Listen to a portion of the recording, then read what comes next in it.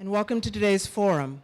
My name is Lois Arthur, and on behalf of the CLAS Search Committee, I want to welcome you to our forum today, and I will be introducing the speaker. Professor Peter Hahn is presently serving his 25th year as a professional historian, his 21st year in the Department of History at Ohio State University, and his 6th year as department chair at Ohio State University. He has an MA and a PhD with distinction from Vanderbilt University. He has an extensive publication record that includes several books and numerous journal articles and essays, and in 1998 he received the Stuart Bernath Lecture Prize, from the Society for Historians of American Foreign Relations. In 2010, he received a 5-year appointment by Ohio's Governor Ted Strickland to the State of Ohio War of 1812 Bicentennial Commission. During his interview with the search committee, Professor Hahn said that his background as a diplomatic historian has greatly helped him in the past to focus goals and objectives. He went on to say that he knows the best times to, quote, send in the Marines or a jazz band, end quote. Professor Hahn will open the forum with remarks on the unique value of a liberal arts education at a Research One university, followed by time for questions from the audience. You received index cards, and if you just pass those to the aisles, my colleagues will pick those up and bring them forward. Please join me in welcoming Professor Peter Hahn. Thank you very much. Thank you. Good afternoon. Thank you, Lois, for that very generous introduction. And I'd like to begin also by thanking Dean David Johnson and other members of the search committee for presenting to me this opportunity to come this afternoon and address you. Sorry, I just need to make a quick adjustment.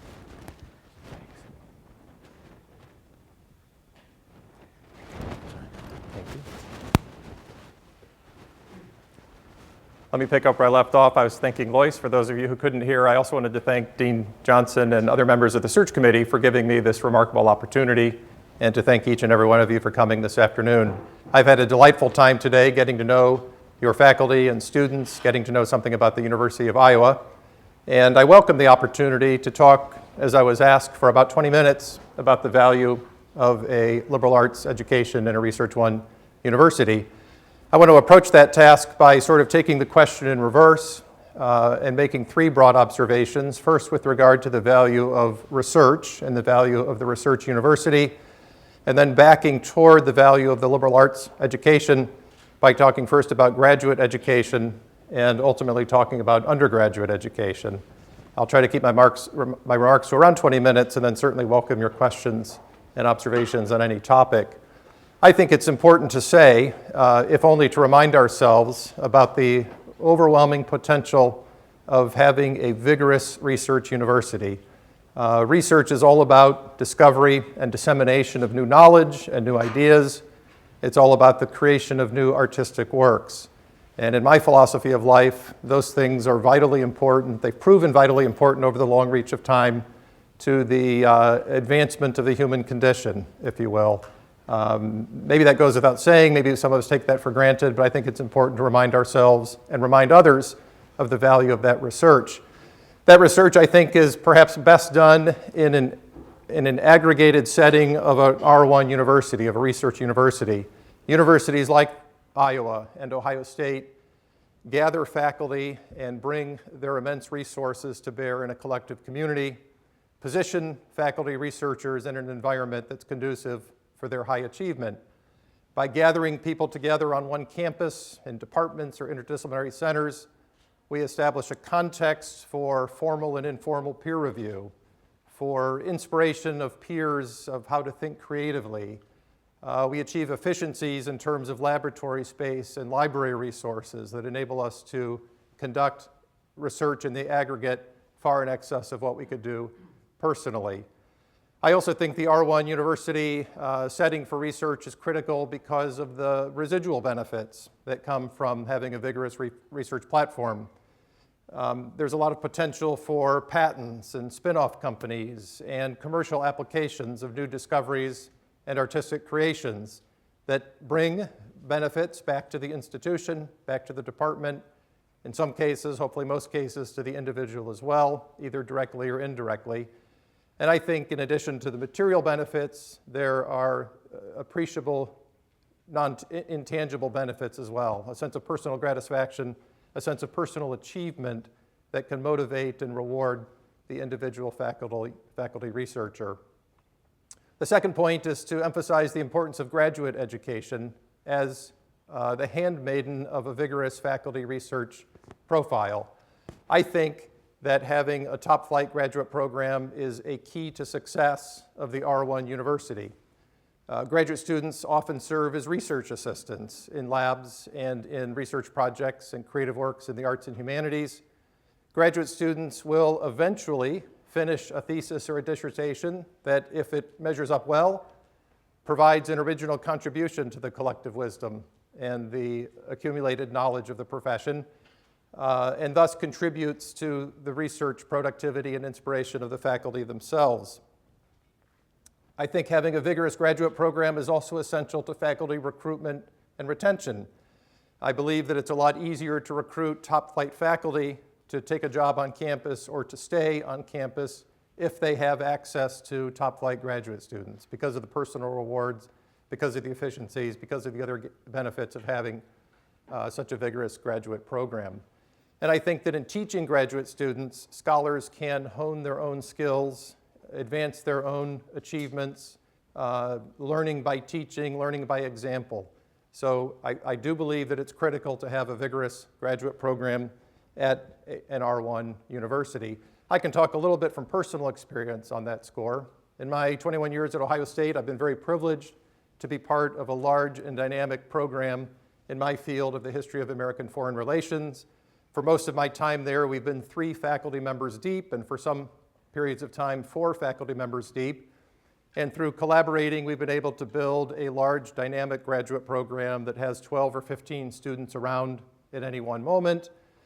And that program has been very successful. I think it is highly regarded. It's usually considered among the best in its field across the country. And I've known from firsthand experience that I've gained immeasurably by mentoring students, by teaching them in class, by professionalizing them informally. I know that when I sit down in seminar and explain how to master the literature, that I myself am becoming a better master of the literature. When I explain research methodologies and supervise their work and oversees archives, I become a better researcher myself. I hone my own skills by leading them down that path. And the presence of that graduate program has helped hold the vital faculty center, if you will, in that program. Has made it easy to recruit colleagues when we've needed to, has made it easy to retain colleagues when that challenge has presented itself as well. The third part of the triangle, if you will, in addition to faculty research and excellence in terms of graduate program, is the undergraduate core mission of a university like Iowa or like Ohio State.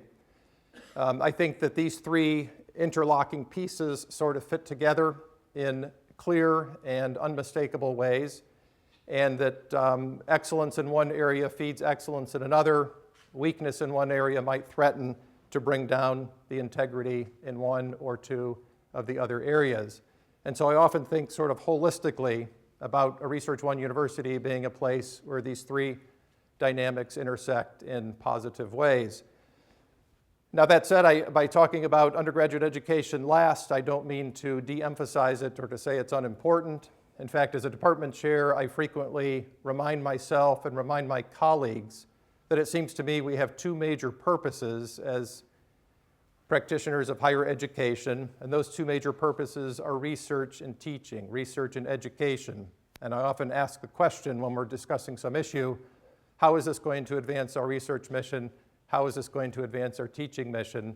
Those are ways of reminding people what really matters at the end of the day and how important it is to keep our priorities in order. I do think that the liberal arts have a lot to offer. The liberal arts and sciences have a lot to offer. This core mission at the university level of reaching undergrads. And we do that in a variety of ways. From what I can tell, here at Iowa, it's done in the same way it's done at Ohio State and other great universities in the Big Ten or CIC and other major R1 universities across the land. We do it first by emphasizing that undergraduates need to have some kind of a major. And again, maybe it's self-evident, but it's worth repeating for purposes of reminding ourselves and reaching other audiences the value of having a good, solid major program in a discipline that will benefit the long-term interests of the student. The major is the place where we teach a set of skills and knowledge that the student will need to succeed in one profession or another over the rest of his or her career. A major is where we give the professional credentialing that is needed in many majors. And I believe it, again, perhaps goes without saying, but is worth repeating, that at the core of what we do, what we would do, what you do here in a College of Liberal Arts and Sciences is to ensure that we're adequately educating the next generation to take over positions of leadership, to provide an educated workforce, to emerge as leaders of society and shapers of culture in the generations to come. And that's achieved first and foremost through the major. And so I believe that it's important to continually think about how to improve majors, how to retool them when necessary to adapt to new times, to look forward into the 21st century, perhaps. And these majors, of course, offer a rich array of possibilities for students here, like they do at Ohio State. So to give some examples, obviously, I think that we need excellent major programs in the sciences. Society is depending on us to offer such majors. If we're going to have adequate health care coverage in the future, if we want responsible management of environmental resources in the future, if we want to rely on the elevator or the bridge as we step or drive onto it, there are lots of reasons why it's apparent to me that a good, vigorous science education is absolutely critical at the heart of a College of Liberal Arts and Sciences. In addition to the major, I also believe that it's crucially important to have cross-training in what at Ohio State we call the general education curriculum, what at Iowa I believe is called the general education. That's the place where we can offer a well-rounded finishing touch to the student who elects to major in one of the essential programs. The general education curriculum gives us the ability to ensure that students are prepared for life. The major gives us the ability to shape the student's professional credentialing. The gen ed curriculum, the gen ed aspect of the liberal arts and sciences program, gives us the ability to ensure they're ready for the non-professional opportunities and challenges that will come upon them. The gen ed is where we can teach, for example, poetry students, poetry majors, enough about government and science so that they can make informed and thoughtful decisions about public policy issues as they emerge into adulthood and become responsible members of society. The gen ed is where we can ensure that a major in physics understands enough history or philosophy to become an informed citizen and a responsible voter or a responsible member of civic society. I think, and I often tell people, that I believe the chemistry major who's headed for medical school, all else being equal, is likely to emerge as a better healthcare provider if she or he has come to some greater understanding of the human condition by studying philosophy or literature or ethnic studies or history or something that reveals the human side of life. I believe that we would do that chemistry major bound for medical school a better service to ensure that there is a rigorous and vigorous education in the liberal arts and sciences. As a way of summing up, before I welcome your questions, I'd also like to share just a moment some of the inspirations behind my thinking. I've actually been thinking about these issues for a long time, and in fact, all the way back to my youth. Something I shared with the search committee is that my father was a rocket scientist through his long career. He was a World War II veteran, educated at the University of Washington on the GI Bill in electrical engineering, and then he spent his career with the Army Corps of Engineers and eventually NASA, designing missiles and eventually rockets. And I understand here at Iowa you have a long legacy in the physics department in particular, based on the work of James Van Allen and continuing even to this day with space research. He got a rock-solid education in engineering. He spent his career in a hard science field. But yet he often told me when I was young that at the University of Washington, even on the GI Bill, even in the chaos of the late 1940s educational structure, he got a well-rounded education. He was forced to take literature, to take philosophy, to take a course on ethics, and they opened his eyes to aspects of life that were new and unique and interesting to him. And so in my youth, he would always tell my siblings and me, get a broad education, don't focus on one topic, always be looking for some perspective from another point of view.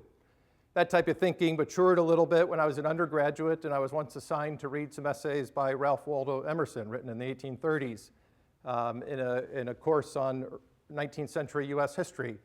And one of the lines that I took away from Emerson that I often think about was a recommendation that the great object of education ought to be commensurate with the great objects of life itself. And that's a line that I have in recent years recovered and often remind myself and share with others. What Emerson meant was that education should prepare young people for life. It should stimulate curiosity, it should stimulate creativity, it should teach morality and ethics, it should empower them to self-discovery so that they can become lifelong learners, it should make them self-reliant and autonomous in their thinking.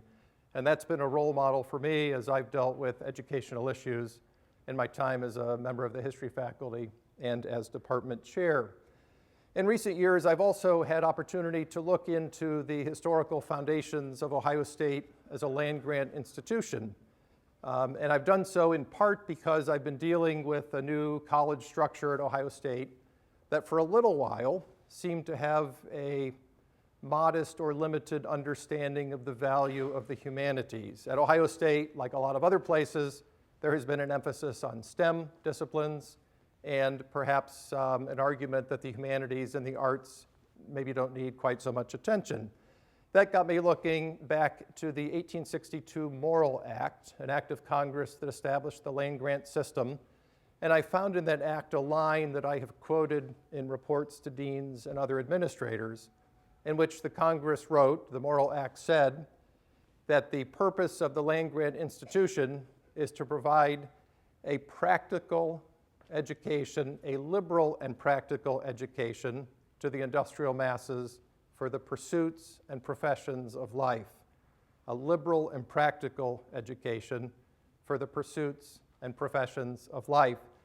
And I've interpreted that to mean the practical education certainly must be there. Again, we need good scientists, we need people trained in literature, we need artists who can continue to enhance our lives by concentrating on their creative works in the professional setting, in the practical setting, but we also need the liberal education. We need to train the whole person. We need to shape the whole mind by incorporating education from a variety of perspectives, by training students to write and argue orally in cogent fashion, by teaching them data analysis in a variety of different circumstances, by teaching them tolerance and appreciation for cultural diversity, by teaching them the ability to sort out ethical and moral issues and make the right decisions on behalf of the greater good.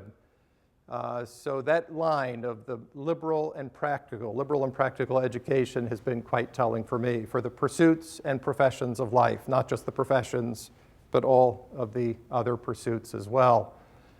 As a final word of inspiration, I might tell the story of one of the most prominent alums of my own Department of History at Ohio State. I refer to a gentleman whose story I have told many times in meetings with administrators, in meetings with alums, in meetings with parents of students who are wondering about the value of a liberal arts education, about what practicality a humanities or an arts and humanities discipline might bring. This gentleman graduated from Ohio State in 1960 with a BA in history. He went on to Harvard Law School and got a law degree, and he eventually enjoyed a very successful career that ended with an appointment as CEO of a Fortune 100 company. And after he retired, he had a stint as a high-level government appointee and eventual university trustee. In recent years, he's become a very good friend of the history department, and he has told me that his education as a history major with a liberal arts perspective at Ohio State was more valuable to him than the legal training he got at Harvard University in terms of preparing him for his success in his business and government careers. And he elaborated that observation by saying that the study of history was all about the studying of people and institutions and change over time. And what he got at Harvard Law was technical information about how the law worked, and that was great, that was useful, that was practical. But the history major and the liberal arts education had given him the vision and the understanding of the human experience that he needed to be a successful businessman and administrator. That story continues to inspire me today as well. Thank you very much for your attention, and again, I welcome your questions.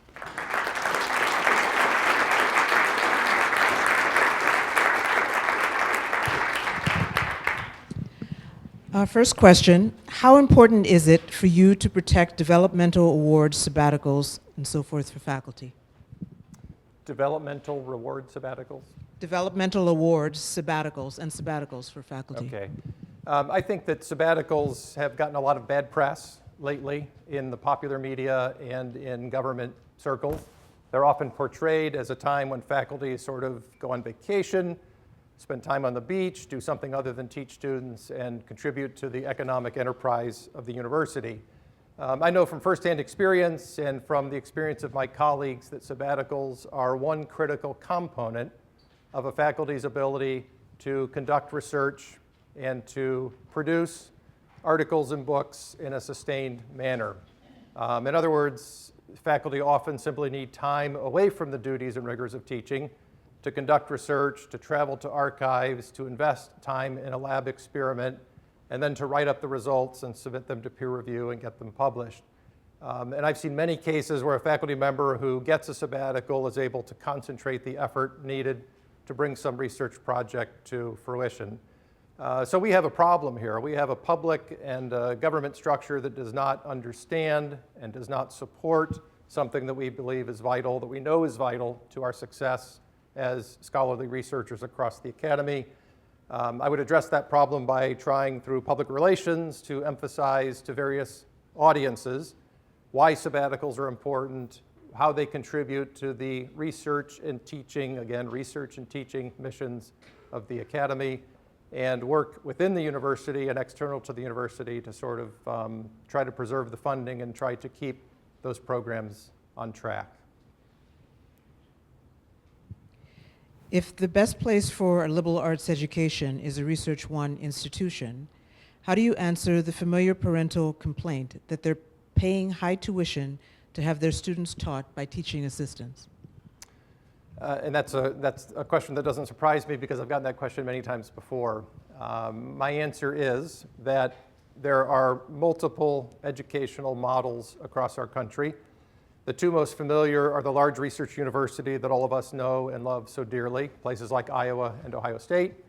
There's also another model of the selective small college like Oberlin or Kenyon or Grinnell, which offer a very viable first-rate educational opportunity for the students who choose that model. And I'm actually glad that both are there because students need, in the aggregate, need different opportunities, different options, and I always hope that the student finds the opportunity that's best for him or her. Now, a key difference between the R1 university and the select small college, of course, are the costs that the students and their families face. Implicit in the question was a suggestion that tuition at R1 universities is soaring.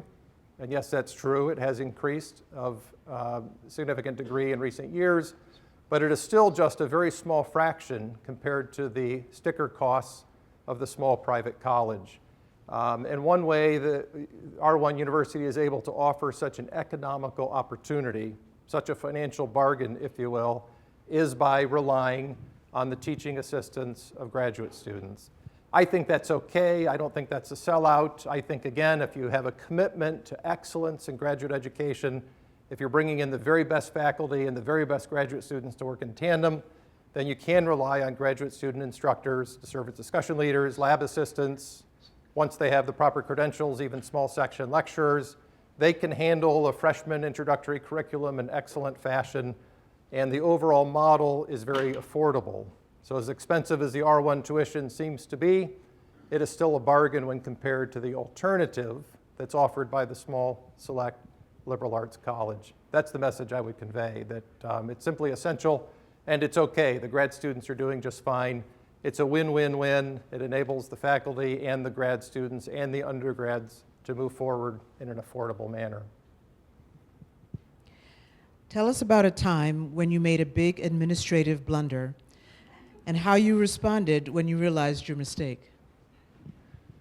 A big administrative blunder. Time to come clean.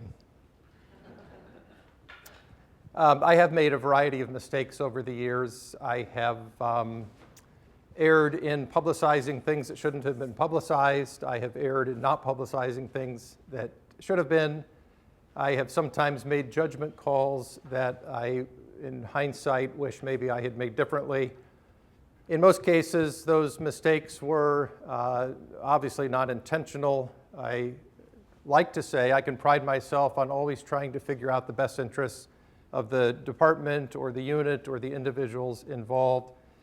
Sometimes when there are controversial decisions, I will seek the counsel of trusted advisors. When everyone agrees, it's an easy call. When there's disagreement among people whose judgment I trust, then it becomes harder. At the end of the day, when it's time to make a decision, I make the decision. Most of the time, I think I get it right. Every once in a while, I think maybe I wish I had done it differently. And without betraying any trust, I could suggest that in the case of personnel decisions, promotion and tenure decisions, I've sometimes wondered in looking back if I made the right call. Now, with regard to what do I do when I realized I blundered, I do, when possible, immediately recognize the error. I apologize to anyone who I've offended. I do what I can to make amends, to set it right, and to repair whatever damage has been caused.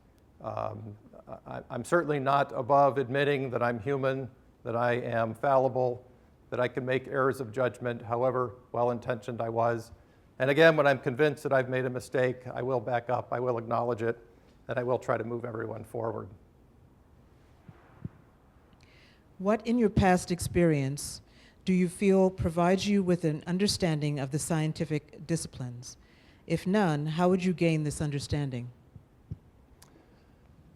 I think I have a general and a broad general and to a certain degree a somewhat specific understanding and admiration for the sciences. As I've already revealed to you, I'm the child of a rocket scientist. I have a brother who's a dentist, another brother who's a computer engineer. Through family conversation, I've learned to appreciate and admire what they contribute. As a citizen of our modern world, I'm thankful every time I turn on my computer that it boots up, or at least most of the time. I'm thankful for good science programs, as I said before, when I fly in an airplane or drive over a bridge. And I'm a very big supporter and fan of scientific inquiry. I have, as a member of the newly consolidated College of Arts and Sciences administrative team, executive committee at Ohio State, begun increasingly to rub shoulders with chairs of scientific departments. I've begun to develop an understanding for the complexities that they deal with, for how they have to struggle sometimes to put together a startup package for a new chemist in the price range of $1 million. My startup packages are more like $12,000. But I think I understand and I admire what they do, and I understand the necessity for investing that kind of resources and the necessity for finding the resources to concentrate in those areas. Certainly, I don't have a complete understanding of the sciences. I have, as I said, a general understanding and a deep sympathy. What I would do to answer the second part of the question, to address any deficiencies in my understanding, is, if I were to become your dean, to spend a good bit of time in the early part of my tenure here, visiting science departments, talking to scientists, talking to others about scientists, coming to a deeper sense of understanding and appreciation of how that part of the campus works, trying to develop a very clear understanding of their priorities and their needs, and finding some way to match resources to those priorities and needs.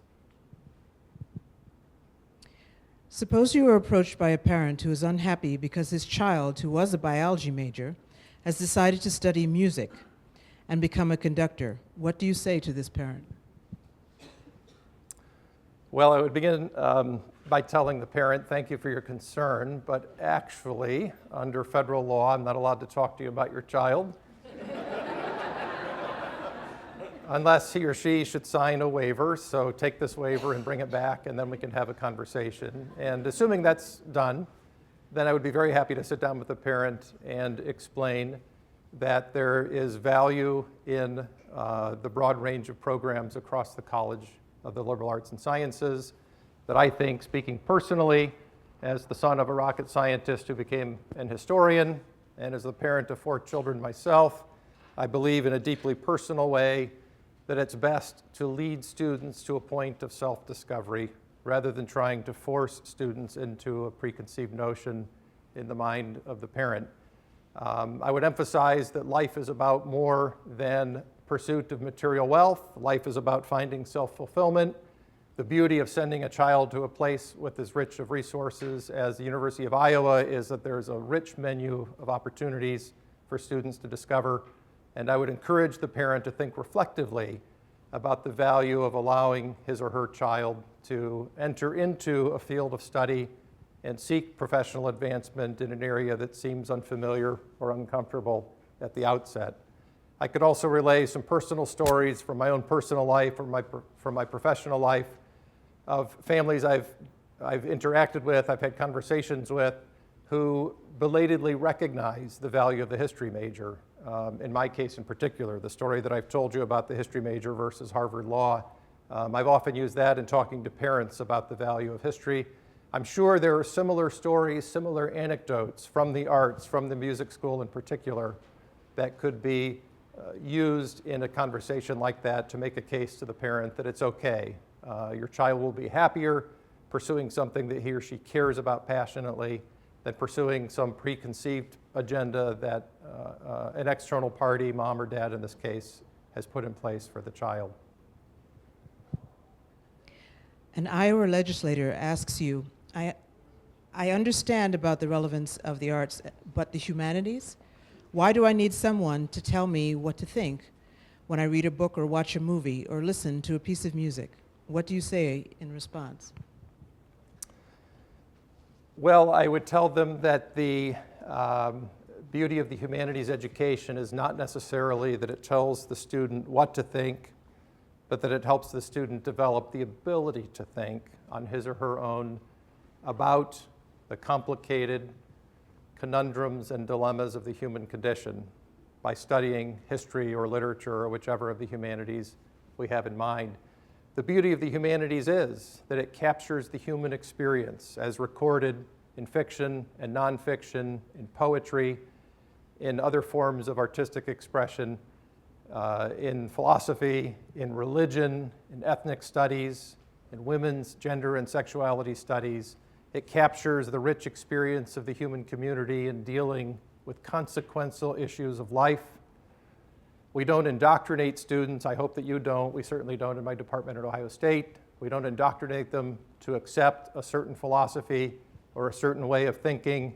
Rather, we expose them to lots of forms of thinking about the human condition. We force them to engage in critical analysis about the human condition. We force them to defend their positions against criticism. We train them and encourage them to express themselves cogently in spoken and written word, and thereby we equip them to deal with the real challenges that they will face in life. Not just in the workforce, certainly in the workforce, but also in the other aspects of life: citizenship, family relations, community relations, tolerance and diversity, globalization, and so forth.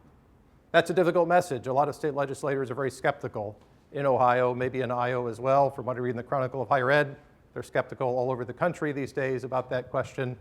My approach is that we can't back down. We have to simply continue to repeat that message over and over again, fine-tuning it for the audience that's listening at the moment, using data and anecdotes and powerful stories of success to make the case for us. If a liberal arts education needs to prepare a student for life and leadership, what role does internationalization play in the curriculum? And how do we ensure that students get the global knowledge, skills, and attitudes necessary to be world and not just US citizens?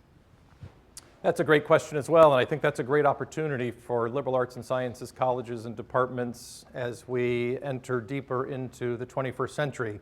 One of the great dynamics of human history of the last generation has been the globalization of humankind, which began as a business concept but now has become cultural and political and civic and environmental and in many other facets of life.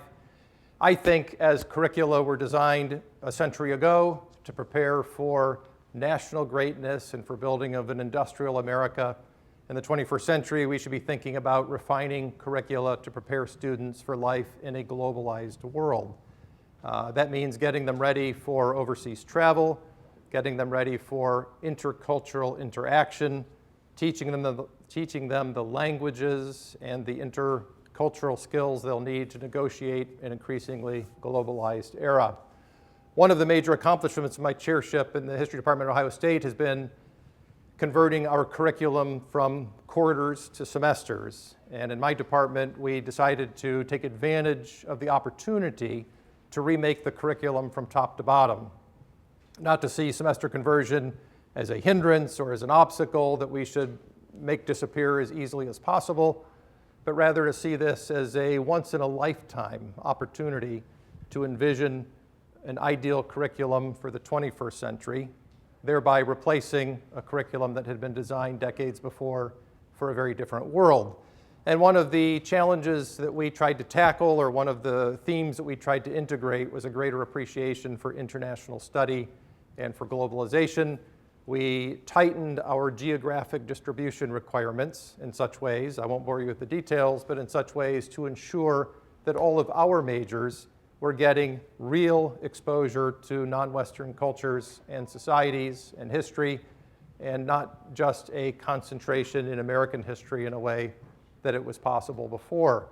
We've also tried through semester conversion and coincidental to semester conversion to build study abroad programs.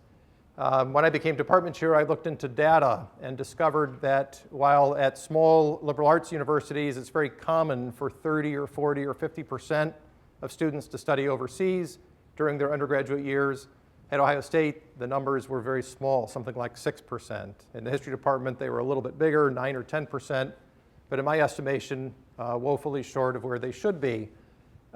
Soon after I became department chair, Gordon Gee returned as our president, and from the get-go of his second administration as our president, he also began to promote study abroad rhetorically and practically. He likes to talk about requiring every incoming freshman to have a passport as a condition for matriculation at Ohio State. Now, so far, he hasn't enforced that. I think he's just using it as a vision to inspire the rest of us into action. But that's a vision that I actually sort of share, and I think it's our duty to our students to encourage them to get out beyond the confines of campus, get out beyond the confines of Ohio and the US, and experience the world in real and meaningful ways. I take great pride in having partnered with some of my colleagues in launching 2 new study abroad programs. Both of them are connected to the Second World War, although they are not just military history. They're the military and political and cultural and social history of the war, both for the American people and for other peoples around the world. And they emphasize the impact of the war on the late 20th century international order, explaining how globalization and American empire and the decline of European imperialism were all connected to the outcome of the Second World War. One arm of our World War II study abroad program will launch next spring when we take a group of about 25 students on a 3-week study tour of World War II sites and Cold War sites in Europe. The other arm launched within the last month when I personally co-led a small group of students on a tour of 5 islands in the Western Pacific. We took that tour in partnership with a foundation based in Denver called the Greatest Generations Foundation. We supplied undergrads, they supplied combat veterans. Now, yes, I mean combat veterans of the 86 to 89-year-old age bracket. We partnered the veterans and the students together in one-on-one relationships, and they revisited battlefields where these veterans had fought in combat, and they discussed the war and that momentous moment of history, and they discussed the impact of the war on the individuals who had fought it and on the societies they represented.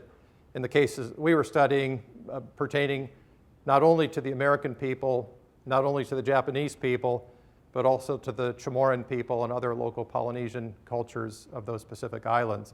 That was an eye-opening experience. I came home absolutely convinced in the value of that kind of study abroad travel. Certainly textbook learning and classroom learning, lecturing is very important, but getting students out there to experience the world, to see it firsthand, to gain an appreciation for geography, to have epiphanies in terms of discoveries that otherwise would have gone undiscovered. Those are all wonderful attributes that study abroad can deliver as well.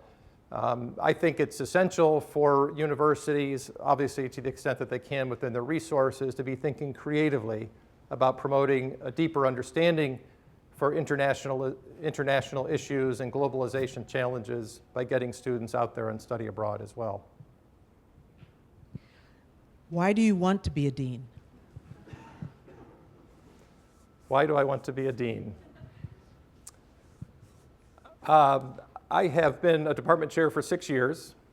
I have been the executive director of a professional society in my field for 10 years. I have found the challenges and opportunities of wearing both of those hats to be deeply gratifying on a personal level and deeply satisfactory on a professional level. I very much enjoy it. And sometimes I think that maybe when I talk to other department chairs, I think that makes me unusual, because I often hear from other department chairs that it's a drudgery job, that they're eager to relinquish it, that they would never ever consider renewal. For some reason, maybe because of my values or somehow deep in my personal chemistry, I've thoroughly enjoyed the type of work that being an administrator involves. I like the plethora of challenges that I face. I enjoy problem solving. I always have. I've always enjoyed doing puzzles and jigsaw puzzles, and in some ways, mastering a department of history is looking at a problem and figuring out a solution. I've also worked very hard on trying to mobilize people to grow beyond themselves and to work for the collective good, to realize that collectively we can accomplish a lot together that we might not be able to accomplish as individuals.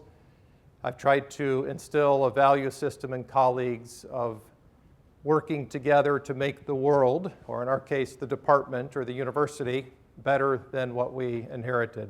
In my personal philosophy of life, that's just an important life value. Let's leave the world in a better place than we found it. Let's constantly look for ways to improve. And I've been encouraged by how my colleagues at Ohio State have rallied to that kind of call and have worked very hard to make life better for themselves and for the department and for the students and citizens we serve. So why would I want to be a dean? I suppose I'm intrigued and invigorated by the prospect of moving from a chairship to a deanship and trying to master the challenges there, trying to solve the problems there, trying to lead an academic unit of traditional high repute and distinction down a path of even greater glory, constantly reminding them again of the foundational concerns of research and education, of how we can touch the lives of the students who are entrusted to us, how we can contribute to the betterment of our society and civilization, how we can advance a progressive notion of the betterment of the human experience by working toward some very idealistic goals. That sounds very idealistic. I actually believe in it sincerely, and I would be intrigued and sincerely tempted by the opportunity to act out that vision and fulfill that vision by moving to the level of dean. The Graduate Student Union has negotiated favorable conditions for its members. As a result, the cost of hiring TAs has grown by comparison with the cost of hiring lecturers.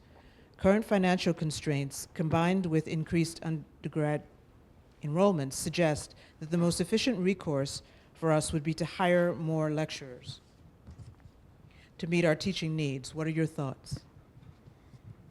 This is a situation that we also face at Ohio State. Our graduate students are not unionized, but we feel tremendous pressures to reward them at higher levels than we have in the past. And I think that's largely because universities of benchmark level have engaged in kind of an arms race of one-upping each other in a very strong competition to attract the very best and brightest graduate students. So we're always raising our compensation of graduate students to try to keep up with our competitors so that we don't end up with a second choice. So we get our first choices in as many fields as possible. And that has created the pressures that the question alluded to. And it's also created the temptation that we can address that question by hiring lecturer labor because it's cheaper and more economical. To a certain degree, as a department chair, I have come to rely on lecturer labor, usually because circumstances dictate it as necessary.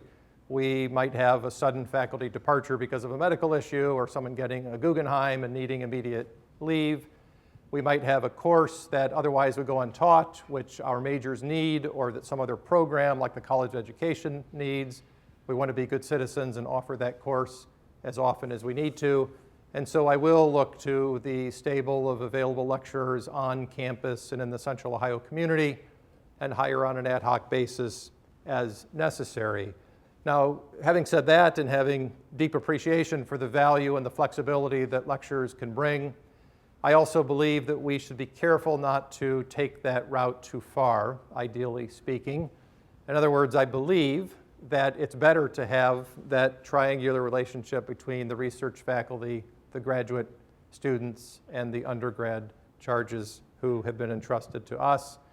I would be reluctant to see a deep and irreversible migration of teaching from the pool of TAs to the pool of lecturers. Some lecturers are absolutely outstanding. I've seen student and peer evaluations of lecturers on my campus that indicate that the lecturers are doing just fine. The students admire them. The students have learned a lot. They're doing just great. On an individual basis, some of them are very meritorious. But that said, when one thinks about the aggregates, and when one thinks about that triangular connection between faculty, grad students, and undergrads, I think it's an important fight to win, to push for the resources necessary to continue to rely primarily on graduate student teachers rather than increasing the reliance on lecturers. I don't know enough about the numbers or the budget structures at Iowa to give you a definitive answer, but I can say that in principle, I would do what I could to ensure that Iowa would rely primarily on TAs rather than allowing lecturers per se to grow in size or in importance to the university. Suppose one of our faculty becomes the target of a political attack because of their research. What do you do? Well, I defend the faculty member. And I remind everyone that that's why we have tenure, to protect faculty from political reverberations of the controversial ideas that they are putting forward on the basis of their scholarly research. That's a fairly straightforward answer to a fairly straightforward question. Fortunately, I have not in my time had to defend any of my own faculty against such charges. Every once in a while, to be personal, in my own research in the history of American foreign policy in the Middle East, I've had to defend my own work, and I've had to rely on the defense of others of my own work. I deal with controversial issues in my own work pertaining to the Arab-Israeli conflict and U.S. policy toward that conflict. And every once in a while, someone who has taken a side in the Arab-Israeli conflict will suggest that I have said something that's unacceptable and that needs to be reprimanded or repudiated by the university. In fact, I have two occasions in which I've given some kind of a talk and I've been accused from the floor of being too ardently pro-Israel and then 5 minutes later too ardently pro-Arab after giving the same talk. And for what that means, I guess sometimes I think that's a mark of approval that I'm doing something right at trying to achieve some kind of a middle ground. So I'm sensitive to these issues. I'm sensitive to the possibilities of there being a political backlash, a public backlash against a research scholar expressing freely his or her ideas based on the research that he or she has done. I've been thankful when I've had a department chair or a dean speak up for me and say that what I'm doing is important, yes, controversial, but still important. It's an important contribution to public discourse about momentous issues of our day. That's the type of defense I would put up on behalf of the faculty member in question. Of all the competing demands on your time as dean, where would fundraising fit in? Fundraising would occupy a significant amount of my time, I think. and I say that because it's occupied a significant amount of my time as department chair. And I've allowed it to occupy a significant amount of my time for two reasons. One is that I enjoy development work and fundraising work. And secondly, at the risk of sounding immodest, I've been pretty good at it, and I've built up a track record of success at the department level, raising our department endowment from about $5.9 million to about $9.5 million between 2005 and the present day. And that type of resource capture has enabled us at the department level to offer our students and undergrad and grad and ourselves as a faculty the ability to accomplish things that otherwise we would not be able to accomplish with the tuition dollars and the public subsidy that we otherwise would have to rely on. So I've come to realize that we might be able to count on tuition and state subsidy to pay for the bare essentials. Development enables us to offer the icing on the cake, the fringe benefits, the above and beyond accoutrements of the program that help us attract the best faculty, that help us attract the best students, that enable us to send students on study abroad tours, which are expensive, that enable us to subsidize honors research by undergrads, which can be expensive and which is often an obstacle to our best students writing honors theses on the basis of archival research. I like the work. I like to get off campus and meet successful people who have been successful in life and who are charitably inclined and who admire my institution. I take great personal satisfaction in having lunch with an alum who says, 40 years ago, my history professor changed my life. I've been lucky in life. I've gathered some resources. I would like to do something to show my appreciation for what your department did for me so long ago. It's wonderful to meet people like that. I often bring their stories back and tell my faculty, today in class, you have seen someone who in 40 years is going to be that person. Think about that before you go into class. Think about the impact you're going to have, the positive impact you're going to have. Let that be a moment of inspiration for you, as it was a moment of inspiration for me. So development's not just about fundraising. It's also about developing relationships. It's also about building an appreciation for what we do. It's also about PR. Every development contact I make, I'm giving the same sermon about the value of the liberal arts, the value of the history major, the value of having a Research One university. And those people are not only voters, they tend to be as successful business people, prominent members of society. Many of them have the governor's ear or friends, golf buddies of a state legislator or something like that. And so that's an important part of our mission as well. Because I like the work, because I think the work is valuable and important, if I were to become your dean, I would have a very strong intention of continuing it on as vigorous a scale as time would allow.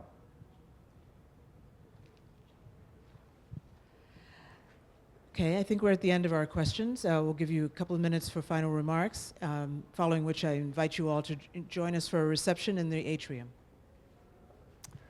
Well, thank you very much. I am genuinely privileged to stand here before you this afternoon. I have, for a very long time, prided myself on being a loyal member of the Academy of Higher Educators, and in particular, in my now 21-year career at Ohio State.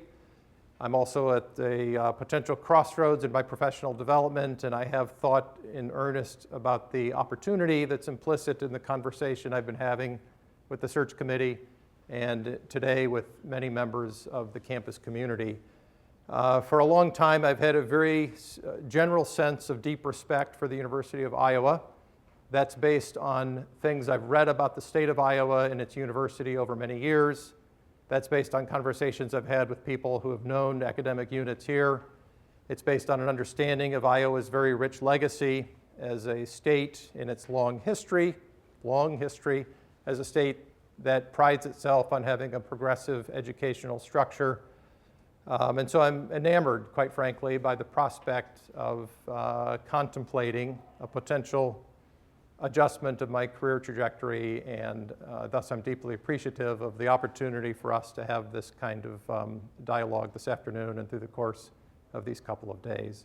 Thank you very much again for the opportunity. Thank you for what you bring as faculty and staff and grad students to our collective mission here as educators, whether it's Ohio State or Iowa. In the larger sense of things, we're all on the same team, We're allies in the great fight of trying to move the country and the world forward, and I think it goes without saying, but is worth repeating, that we're not really competitors, we're really colleagues who happen to be in different places at different points in time. But it's always nice to meet people who are committed to the same kind of academic vision and academic values that I've learned to nurture through my own career. Thank you.